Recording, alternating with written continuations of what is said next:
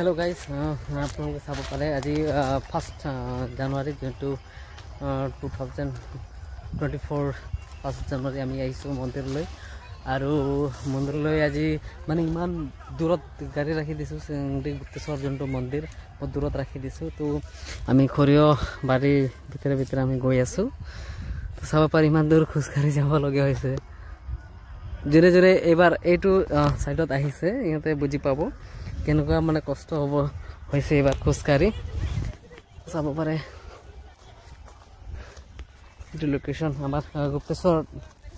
মন্দিৰৰ এইটো বেক সাইডটো এফালে ব্ৰহ্মপুত্ৰ আছে তো ভিডিওটো আপোনালোকে চাই থাকক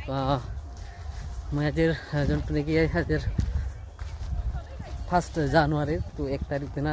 আমি কেনেকুৱা ধৰণৰ মাত্ৰাত যাত্ৰা কৰিলো তো গোটেইখিনি আপোনালোকক দেখাম তো আপোনালোকে চাই থাকিব ভিডিওটো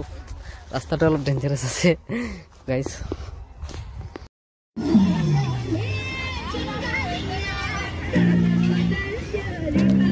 ইয়াত চাব পাৰে কেনেকুৱা পিকনিক খাবলৈ সবে গোটেইকেইটা সব ফালে আহিছে ভাই কেনেকুৱা অভিজিত আজি এইটো সিংৰি ডাউন সাইডত পিকনিক খাবলৈ আজি পুৰা মেলাই লাগি গৈছে